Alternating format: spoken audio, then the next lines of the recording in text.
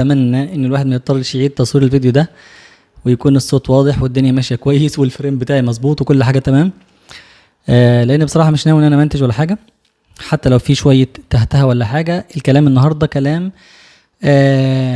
علشان بس انا مش عايز اقول مش مهم، هو مهم للناس اللي حضرت معانا الكورس، ومهم برضو للناس اللي اول مره تسمع عن الكورس. ليه؟ لان احنا خلصنا اول درس النهارده، فانا كنت ناوي ان انا يعني اعمل منشور او اعمل يعني زي صوره كده واكتب احنا عملنا ايه او انجزنا ايه، واقول لكم إيه الكلمه اللي انا حبيت ان انا اقولها لكم وقلتها لكم قبل كده، اللي هي you are great you are great. احنا انجزنا حاجات كويسه، فهيفيد الناس اللي ما حضرتش ان هم يعرفوا احنا نظامنا ازاي في الكورس، وهيفيد الناس اللي حضرت علشان يعرف ان احنا نظامنا هيستمر قدام ازاي. وفي نفس الوقت برضو في ناس سألت اسئله كتير عن الكورس، وان شاء الله انا اوعدكم يا اخوانا ان شاء الله باذن الله بس اخلص من الزحمه دلوقتي، لان انا مش متعود ان انا اطلع 3 دروس في الاسبوع. ده شيء جديد عليا، وشيء بيحتاج ان هو يتمنتج، ويحتاج ان هو يعني الموضوع بصراحه محتاج جهد كبير غير تحضير الدروس. لان زي ما انتم عارفين الكورس ده عشان اقدر اديكم الكلمات اللي انا محتاجها، محتاج اصلا ان انا نفسي اكتب الدروس، واخد بالك الاول اصلا. يعني مش مثلا دي دروس بجيبها جاهزه، لا ده انا بكتبها، وبعد كده بعد ما اكتبها براجعها كويس وبراجعها مع ناس نيتيف، وبعد كده بنبدا ان انا اظبطها واكتبها في يعني في سلايدز عشان اقدر اعرضها على حضراتكم. وفي بعد كده تصوير ومونتاج ومراجعه واسئله والحاجات اللي حضراتكم شفتوها يعني. فبحاول ان انا لما اكون في لقاء بيني وبين حضراتكم ان شاء الله، احاول ان انا ما احملش قوي هم المونتاج، وانتم ان شاء الله هتعذروني وربنا يكرم. طبعا اهم حاجه النهارده في الكورس ده، في الدرس النهارده بتاع النهارده، ان انا في اخر الدرس هحط لكم طريقه، لان فوجئت ان ممكن يكون بعض الناس مش عارفين يوصلوا للترجمه العربي في فيديو الممارسه، فيجي يظهر قصاده بس ترجمه انجليزي وهو يكون عايز ترجمه عربي. فانا هحاول دلوقتي اكتب لكم الدقيقه بتاعه امتى هتظهر طريقه الحصول على الترجمه العربي، هحطها لكم ان شاء الله الدقيقه دي، عشان اللي عايز ينط عليها على طول ويروح يشوفها بسرعه يروح. لو حد يعني مش حابب يسمع الكلام اللي احنا بنقوله النهارده وبعض الاسئله واجاوب على شويه تصورات واقول لكم شكرا، بصراحه شكرا، علشان انا شفت استجابه حلوه وشفت يعني تعليقات رائعه. لو برضو لقيت نفسي فاضي النهارده احط شويه تعليقات من التعليقات الجميله اللي اثرت فيا واللي خلتني احس ان انا لا مسؤوليتي اكبر ولازم اركز اكتر كمان في الفتره الجايه. فشكرا جدا لكم، شكرا جدا جدا لكم. وحابب النهارده اقول لكم احنا عملنا ايه، انت عملت ايه في الفتره اللي فاتت، حضراتكم احنا انجزنا ايه مع بعض. وبرضو الناس الجديده انا مش بتكلم على حاجه احنا هنعملها، احنا الكلام ده هنكرره قدام، فانا بقوله دلوقتي عشان تعرف طريقه ماشينا ازاي. دي اول شرح عملي يتعمل في القناه اهو على طريقه شرح الكورس والكلام ده، وان شاء الله الكلام يكون جميل. طبعا احنا اي درس بنعمله في الكورس يا اخوانا مكون من الليفل رقم 1، هو ده الليفل الوحيد اللي انا وعدت ان انا ان شاء الله هكمله للاخر، والليفلات الباقيه على حسب اما نشوف ساعتها ظروف واستجابات الناس ورغبه الناس والكلام ده. لكن الليفل رقم 1 مكون من 10 فايلات، 10 ملفات، وكل ملف من الملفات دي فيه 5 دروس. وعلشان كده بتلاقيني دايما بقول لك انت اول ما تيجي هيكون مستواك كده، يعني قبل الملف ده الجديد، ولما نخلص الملف كاملا هيبقى مستواك كده. ده والخريطه دي هيكون لها فيديو خاص شرح، بس مش هيكون دلوقتي، لما نبدا في الفايل الثاني علشان في حاجات تانية هتضاف عليها. الخريطه ده شكل بدائي جدا، احنا بادئين بالراحه علشان ما نلخبطش خلق الله معانا. تمام؟ طيب احنا عملنا ايه؟ اول درس اخدناه فعملنا له 3 فيديوهات، هم بصراحه كانوا 4 وممكن ابقى اشرح ليه دلوقتي. 3 فيديوهات او 4 فيديوهات عن كل درس. وزي ما انت شايف اللوجو بتاعنا مكون من 3 الوان. الجزء الاول هو الازرق، ده يعني بيشير للكلمات، والاحمر الاخضر اقصد بيشير للقواعد، والاحمر اللي هو اهم حاجه اللي هي بتصيب الهدف بتاعك وهتوصلك للهدف بتاعك، ويعتبر من اهم الفيديوهات او اكتر الفيديوهات اللي بتتعبني جدا، وهقول لكم ليه بعد شويه. لكن فيديو الممارسه ده مش موجود، ده اهم حاجه عندنا، وده مش موجود في اغلب الكورسات. يعني ممكن اقول لك فوق ال 95% من واحد يعني اتسحل شويه في موضوع الكورسات ده، يكاد يكون عدد الكورسات اللي ليها فيها ممارسه ومهتميه بالممارسه قليل. لا احنا مهتمين بشكل اكبر، وهثبت لك النهارده ازاي بحاجه عملي احنا عملناها اصلا، مش حاجه لسه احنا هنعملها. انا مش بداية حاجات، النهارده هنتكلم عن انت انجزت ايه. وزي ما قلت لكم الكلام هيكون مفيد جدا جدا لو انت عايز تبعت لحد تقول له تعرفه بالكورس، فالفيديو ده متهيألي لو هو صبر وسمع لغايه الاخر هيسمع كلام جميل هيعجبه، وهيعرفوا قيمه الكلام اللي احنا بنقدمه للناس يساوي ايه. فاحنا اول فيديو عملناه فيديو الكلمات، وفيديو الكلمات احنا عملنا اكتر من حاجه. رقم 1 حطينا الكلمات في سياق دروس، مش بس في سياق جمل، محطوط في الاثنين يا اخوانا. عشان في ناس كتير يقول لك ايه، انت مش هتعرف تستخدم الكلمه الا لو اتعلمتها في السياق. احنا بنحطها لك في سياقين، سياق درس كامل، يبقى مثلا احنا النهارده هنتعلم مثلا 20 كلمه او 30 كلمه من الكلمات ال 3000 كلمه، لان الكورس بتاعنا برضو اللي مش عارف احنا بنركز على اهم 3000 كلمه في الانجليزي اللي هيخلوك تفهم اكتر من 90% من الكلام اللي بيتقال، وتعبر عن نفسك باكتر من 80% من الحاجات اللي انت نفسك تتكلم فيها في اي موضوع. وده بالذات اوعدكم ان شاء الله باذن الله بفيديو تاني هوضح لكم عملي، علشان اللي بيشكك في الموضوع ده، دول اهم خطوه تعملها في الانجليزي. فاحنا اهتماما بالموضوع قسمناهم على دروس 3000 كلمه، وكمان كل كلمه منهم شرحناها، يعني بعد ما اخذنا الدرس شرحناها بالتفصيل، وكل كلمه منهم موجوده عندك بمثال عليها، مثال مختلف عن المثال اللي في الدرس، علشان تعرف تحطها في اكتر من سياق وتستفيد بيها. طيب ده رقم واحد. بعد ما احنا خدنا الدرس قريناه اكتر من مره، وضربنا امثله على الكلمات، وشرحنا الدرس شرح يعني مفصل زي ما حضراتكم شفتوا، وحلينا بعض الاسئله مع بعض على الدرس ده. السياق الثالث للكلمات. ليه حلينا اسئله؟ ليه يا اخوانا؟ علشان انا هدفي انك تستخدم الكلمه. درس الكلمات ده بالمناسبه مش مخصص غير للكلمات، يعني ما فيش في حاجه عشان هدربك فيها على القواعد او الكلام ده، لا، انا هدفي ان الكلمه تستعملها اكتر من مره في اكتر من ظرف، علشان مش تحفظ الكلمه. انا عايز وهتلاقي ان كل الفيديوهات، حتى فيديو الممارسه، حتى فيديو القواعد زي ما هشرح دلوقتي، بيصبوا في مصلحه حفظ الكلمات، بيصبوا في ان احنا عايزين نحقق الهدف الكبير ده، لان حفظ الكلمات اهم حاجه في الانجليزي. مفيش حاجه اهم منها غير الممارسه، ومش هتعرف تمارس غير لو حفظت الكلمات. فبالتالي حفظ الكلمات هو الخطوه الاولى لاي حد عايز يتعلم انجليزي. طيب حلينا اسئله كتير بالكلمات بتاعتنا دي، عملنا بيها اسئله رغم ان لسه الكلمات عددها قليل وصعبه كان ان احنا نعمل اسئله وما نستخدمش كلمات زياده وكده. كمان وفرنا، حضرتك اكيد وصلك ملخص الدرس، هو اتبقى جزء بس من الملخص هنزله ان شاء الله يا النهارده يا بكره. وصلك ملخص للدرس مكتوب فيه الاسئله بتاعت الدرس، مكتوب فيه الكلمات الجديده، مكتوب فيه الامثله الجديده، مكتوب فيه الاسئله اللي احنا حليناها عشان تحلها تاني وتالت، وكمان علشان نخلي موضوع حفظ الكلمات اسهل واسهل، ونتحدى بقى في سهوله ان احنا وصلنا لمرحله ان اتمنى انا لو حضراتكم اللي انا هقوله النهارده يا ريت يعني برضو يبقى نوع من انواع المساعده، عشان الواحد يحس ان حضراتكم متفاعلين معاه وكده. لو حد عارف حد بدل الجهد ده كله اللي احنا قلناه ده بنفس الشكل اللي انا عملته ده، يكتب لي في التعليقات ويبقى جزاه الله خير. وده مش تحدي او فرض عضلات والعياذ بالله، يعني احنا اقل من كده بكتير جدا جدا جدا، واحنا بنتعلم مع بعض اصلا. عشان بس ما تفتكرش ان انا بدعي ان انا افضل واحد لا، بتعلم زي ما يعني انا بتعلم معاكم، انا بتعلم مع حضراتكم. الدروس دي بتفيدني طبعا، يعني الحمد لله برضو مستواي اعلى من كده، بس اقصد برضو ان انا بستفيد اكيد وانا بحضر الدروس. طيب يبقى ده اللي احنا عملناه في ملف الكلمات، وعملنا اكتر من كده. راجعوا بس الفيديو اللي انا عملته عن الكلمات، هتعرفوا ازاي يعني طريقتنا انا بتكلم معاكم على اللي اتعمل، وبفكركم بالانجاز ايه اللي حضرتك انجزته لما ذاكرت الدرس، وبعرف برضو الناس الجداد على الكورس. بعد كده فيديو القواعد.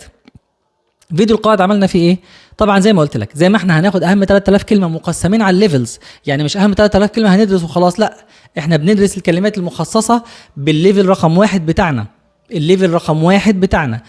وعشان كده لو حضراتكم برضو هعرض لكم النهارده صور وانا بتكلم، هتلاقي ان الدرس كان متلون، كنا ملونين كل الكلمات الخاصه بالليفل بتاعنا بلون، والكلمات اللي من ليفلات تانية ليها الوان مختلفه، عشان تكون عارف وانت بتحفظ الكلمات ايه اللي مطلوب منك بالظبط. والزياده عايز تحفظه اهلا وسهلا، مش عاوز ان شاء الله لما نروح الليفل الثاني هتلاقيه موجود مستنيك. والكلمات اللي مش موجوده في ال 3000 كلمه هنديها برضو لون مختلف، يعني الموضوع هيكون سهل عليك انك تميز تحفظ ايه وما تحفظش ايه، او تحفظ ايه لازم وايه اللي تتطوع لو انت عايز تحفظه او لقيته في مجال شغلك او حسيت ان الكلمه دي هتفيدك وكده. طيب القواعد نفس الكلام، انت عارفين القواعد المشطشطه اللي هي بتاعت ايه الفرق مثلا بين I have been doing و I have done، اللي هو مثلا زمن زي المضارع التام والمضارع التام المستمر. في قواعد كده مشطشطه الناس بتحبها، فتلاقيها في الفيديوهات جايبه فيوز كتير. انا مش بعمل الكلام ده، انا بحب اكون، والكلام ده مش غلط بالمناسبه. وبالمناسبه اي واحد يوتيوبر عايز يدور على مشاهدات، ما دام مش هيعمل حاجه غلط يعني ولا حاجه حرام ولا هيخدع حد، ربنا يسهل له يعني ويسهل الجميع. بس انا بكلمك على طريقتي انا مش بديك حاجه تجذبك على قد ما بديك حاجه تفيدك، وربنا سبحانه وتعالى بقى ايه يعني يلم علينا عبيده. بس القواعد دي انا هتلاحظ ان عملنا اكتر من حاجه. رقم 1 ان احنا اخدنا القواعد بالترتيب من تحت لفوق، وده موجود بالمناسبه في اغلب الفيديو الكورسات، يعني دي مش حاجه انا مخترعها، اغلب الكورسات ما بتبداش بالقواعد الصعبه. لكن الفرق في بعض الحاجات. اولا انا اعتمدت على تقسيمه البريتش كانسل للقواعد. هو مقسمهم على المستويات من مبتدئ خالص لادفانسد، طبعا انترميديت، بعد كده لادفانسد. فاحنا معتمدين على التقسيمه دي، ده رقم واحد. رقم 2 واللي اكيد حضرتك لاحظته واحنا بنشرح في فيرب تو بي القاعده الاولى بتاعتنا، قلت لك ان القاعده دي فيها 8 أو 9 مسائل، مش زي اي كورس تاني يقول لك خد ده شرح فيرب تو بي، وبتلاقي لو انت راجعت اغلب الكورسات اللي بتشرح هتلاقي في مسائل كتير جدا من اهم قاعده فيرب تو بي، وتلاقي يعني بيدوها لك كده. لا، القاعده دي فيها مسائل، فيها حاجات مختلفه عن بعض، لازم تاخدهم كلهم. فانا ده هتلاحظوه دايما في اغلب القواعد اللي هناخدها ان لم يكن كلها، ان انا هقسم كل قاعده هناخدها اقول لك القاعده دي فيها مسألتين، فيها 4 مسائل، وهناخد المسائل المهمه الاول، هنرتبها كده ترتيبه. وزي ما قلت لكم شرحت قبل كده ان احنا بناخد القاعده المهمه، وممكن بعد كده ناخد قواعد تانية مهمه برضو بس اقل شويه في الاهميه. السبب في الترتيب ان المهم الاول ان احنا هناخده، وبعد كده هنراجعه تاني مع الحاجات اللي احنا خدناها قبل كده، اللي هناخدها بعد كده معذره هنراجعه تاني. فانت هتاخده مره، وبعد كده هتاخده المره الثانيه تراجعه مع الحاجات الثانيه، ولما ناخد حاجه ثالثه وقاعده رابعه وقاعده خامسه كل مره هنراجع في الحاجات المهمه.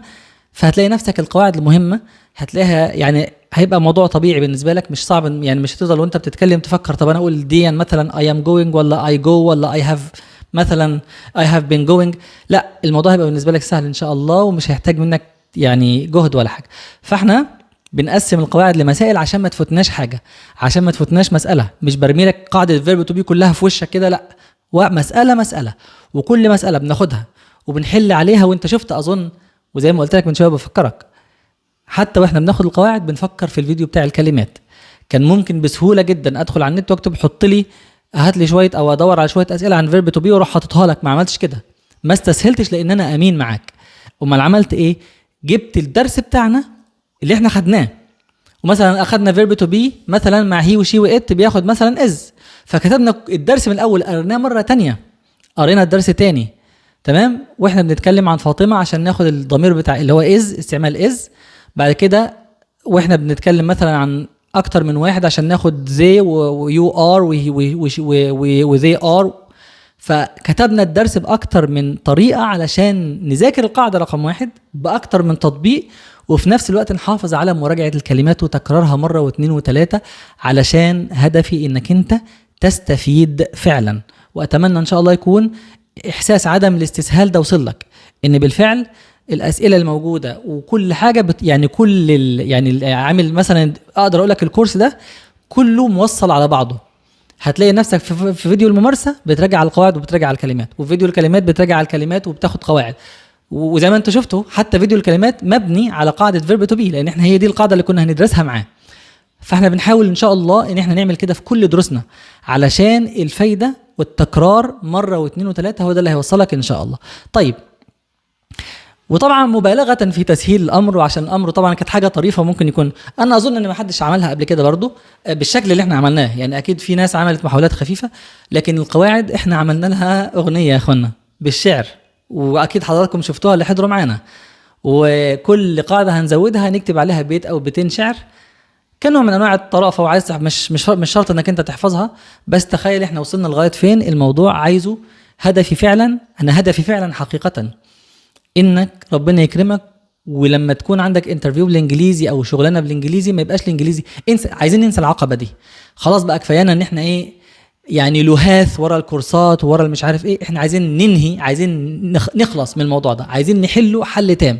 فعلشان وانت بعد كده عايز زود مع نفسك، لكن دي البذره الحقيقيه اللي هتخرج منك انسان عنده قدره ان هو يعني يتكلم انجليزي حقيقي، يتكلم مع ناس نيتيف، ويتكلم مع ناس في اكتر من موضوع، وهو عنده ثقه بنفسه ان شاء الله.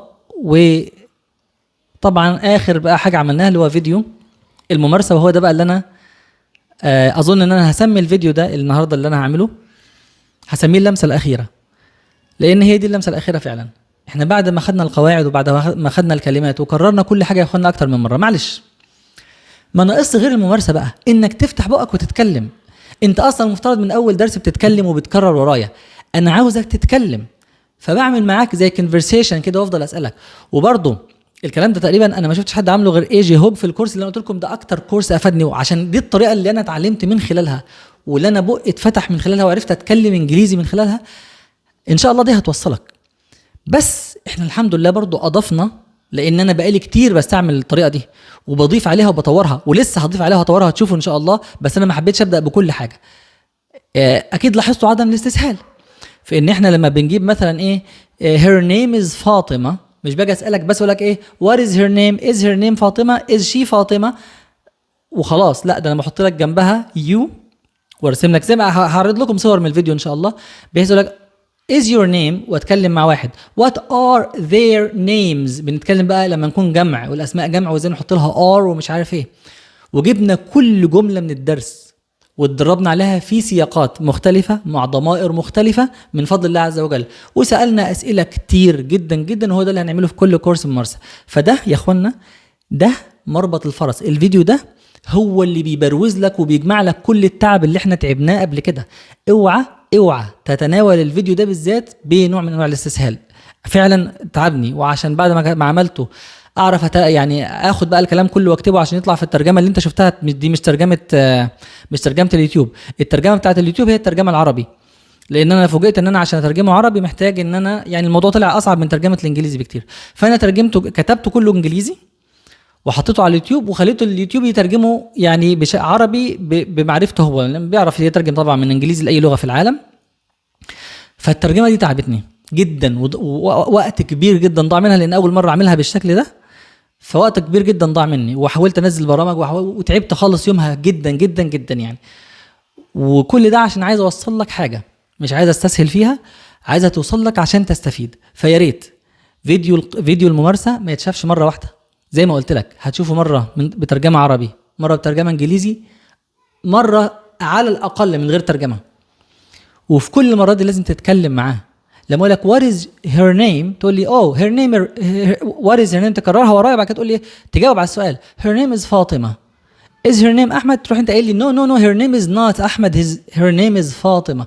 تفضل تتكلم معايا كده اهو لما تكون نفس الجمله مئات المرات، مش في الدرس ده والدرس الجاي ولمده شهور، وتلاقي نفسك عمال بتكون في جمله واثنين وثلاثه باشكال مختلفه وتلعب في الجمله وانت اللي بتتكلم وبتنطق. صدقني لما تيجي تتكلم الموضوع يبقى اسهل بكتير جدا جدا، هتكون انسان متدرب فعلا. فالفيديو ده يا اخوانا بالفعل بياخد مني وقت، وعشان كده ان شاء الله وبالمناسبه انا ناوي ان شاء الله اخد اسئلتكم عن الكورس، واللي عايز يسال سؤال يساله ان شاء الله واحاول اجاوب عليه.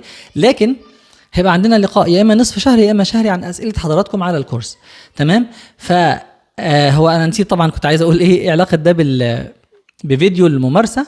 لكن على اي حال لو انت الفيديو ده اقل حاجه سمعته 3 أو 4 مرات واتكلمت معاه وفتحت بقك وحسيت ان كأن قصادك واحد بيسالك وانت بتجاوب عليه، ان شاء الله لما تيجي في انترفيو مش هتكون حامل هم. لما تيجي تتكلم انجليزي قصاد حد مش هتكون حامل هم.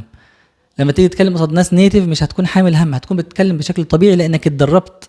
الجمله اللي انت عايز تقولها دي انت قلت قبلها زيها كده مئات بل آلاف مره واثنين وثلاثه، وغلطت وصححت لنفسك وعدت وزدت. تمام. الكلمات، لان احنا في فيديو الممارسه بنستخدم نفس الكلمات اللي احنا قلناها قبل كده، مش بنخترع كلمات جديده الا قليل بصراحه. طبعا لان احنا في الاول فبيكونش عندي مساحه غير ان انا ازود كلمه او كلمتين، لكن كل الكلمات اللي احنا خدناها في الدرس استعملناها تاني وتالت وعاشر وعشرين و100 في كورس في فيديو الممارسه بس. فانت بلا شك كده كررت مئات المرات على كرام وفيديو الكلمات وفيديو القواعد وفيديو الممارسه ونطقت بنفسك. محتاج ايه اكتر من كده؟ يعني انت لو انت منتظر حد في الانجليزي يديك الكلام ده كله، حتى لو في كورس من الكورسات الان بيرسون اللي انت بتروح تحضرها بنفسك مع المحاضر نفسه، انا بقول لك الكلام ده اظن ان هو مش موجود.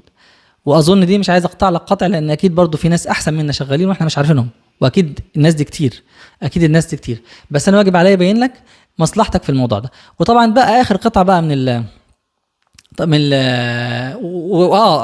افتكرت الحاجه اللي انا كنت ناسيها، موضوع ان احنا اصل الطريقه دي واخدينها من اي جي هوج. وطبعا ده من الادب والاخلاق ان الواحد لما يقتبس طريقه من حد غيره لازم ينسبها للشخص الاول، ما نضيعش تعبه وما نضيعش جهده. لكن اضفنا عليها نشاطات تانية من ضمن النشاطات اللي احنا اضفناها بالفعل اضيفت بالفعل ان انا بحط لك اكتر من صوره، والجمله الواحده من الدرس يعني بطبقها على شخص وشخصين وثلاث اشخاص وعلى ضمائر مختلفه زي ما انتوا شفتوا بالظبط. وهحاول احط لكم دلوقتي جزء من الفيديو اللي فات وكده يعني، او حتى صور. وفي انشطه تانية هتضاف كتير علشان ما تمارسش بطريقه واحده، ما تفضلش في الممارسه ماشي اللي هو ايه is she a girl no she is not a girl او is she a woman no she is not a woman she is a girl. ما نفضلش ماشيين بنفس الطريقه، لا انا عايز كل مره اخترع لك حاجه مختلفه. مره هقول لك مثلا هسالك بسرعه وتجاوب، وهضيف نشاطات كتير جدا جدا هتشوفها ان شاء الله في المستقبل علشان ما تمارسش بشكل واحد، علشان ما تتعودش انك انت انسان آلي ماشي كده، لا تعرف تتصرف وتعرف تتكلم. حتى لو اتكلمت في موضوع او في حاجه اول مره تتكلم فيها، لا تعرف انك انت تتكلم بشكل واضح وتفهم الناس انت قصدك ايه. وهو ده كل حاجه عندي. بقى طبعا طريقه الحصول على الترجمه العربي هحطها لكم في اخر دلوقتي حالا يعني. وان شاء الله علشان في اسئله كتير وصلت عن الكورس، فاكيد حقكم عليا يا اخوانا ان انا اجاوب عليها سؤال سؤال. فان شاء الله بس انا عايز بعد ما نخلص الفايل رقم 1 استحملوني لغايه ما نخلص فايل رقم 1 اول 5 دروس، علشان ابدا وانا بجاوب الاسئله اديكم امثله من اللي احنا عملناها، ونكون فعلا انجزنا انجاز يستحق ان احنا نحتفل ونقعد مع بعض حتى لو فيديو يعني مباشر على اليوتيوب او كده، واجاوب على اسئلتكم سؤال سؤال. لو الناس حبت ان لا لازم نعمل من دلوقتي فيديوهات اسئله، تحت امركم وهعمل وهنفذ ان شاء الله. بس ده يعني وجهه نظري انا، لو حضراتكم لكم وجهه نظر تانية بسيطه ان شاء الله. اخيرا الحاجه برضو اللي افتكرتها ودي اخر حاجه دي اخر حاجه، فيديوهات انا هحاول قدر الامكان، ده مش وعد، ان اخلص درس في اسبوع. يعني الثلاث فيديوهات، فيديو الكلمات وفيديو القواعد وفيديو الممارسه، ينزلوا كلهم في اسبوع بحيث في خلال سنه نخلص الليفل رقم 1. لكن طبعا ممكن الواحد يتعثر في النص، وانتوا عارفين الحياه ما بتسيبش الواحد، فممكن اتعثر وما اعرفش ان انا انزل غير فيديو او فيديوهين، فاستحملوني. لكن يعني هحاول قدر الامكان ان احنا نعمل 3 فيديوهات. بس الفيديو الاول مش هيكون في اليوم الاول من الاسبوع، لا هنبدا مثلا 2 هنخليها مثلا 2 وخميس وسبت او احد. ليه دي مهمه دي، علشان انا عايز فيديو الممارسه ينزل بعد يوم اجازه، علشان تكون فاضي انك تراجع الفيديوهين التانيين وتكون ذاكرتهم تمام وتكون مستعد له. فيديو الممارسه عندنا ان شاء الله يا اخوانا ده حاجه جديده، وده اهم حاجه موجوده عندنا. لو انتوا سامعين الراجل اللي بيبيع بره فمعلش استحملونا برضه، اهم حاجه يكون انا صوتي واضح يعني. انا عاوزك الفيديو ده بالذات تخليه حياتك، تسمعه 7 مرات 10 مرات، وكل ما ينزل فيديو ممارسه جديد تسمعه مع اللي فات كتير. كتر في انك تتكلم. عايزين حد بس ينزل يشتري من الراجل تحت عشان يخليه يسكت شويه. ربنا يا رب يرزق جميع المسلمين ويرزق جميع الناس. طيب تاني فيديو الممارسه تمسك بيه كويس، وبعد شويه هقول لك ازاي تنزل الترجمه العربي ان شاء الله علشان تستفيد بفائده اكبر. ويا رب ان شاء الله نفيد اكتر قدر من الناس. وجزاكم الله خير على استماعكم، وطبعا شكرا لكل اللي حضروا وشكرا لكل اللي علقوا. وعايز اقول لكم تاني you are great. هو سبحان الله ده اول درس بدأنا بيه اسمه you are great، بس شكلها الكلمه دي هتعيش معانا لغايه اخر الكورس ان شاء الله، لان فعلا رد الفعل عجبني جدا، وربنا يجزيكم خير على انشراح الصدر اللي حصل لي. واخيرا تاني you are great. Thanks for watching and see you next time. Salam alaikum wa rahmatullahi wa barakatuh. Grammar equal to 0 and focuses on the only thing that deserves your time and effort, which is practice. This is the practice video, and as you know, practice makes perfect. So let's do some English together today.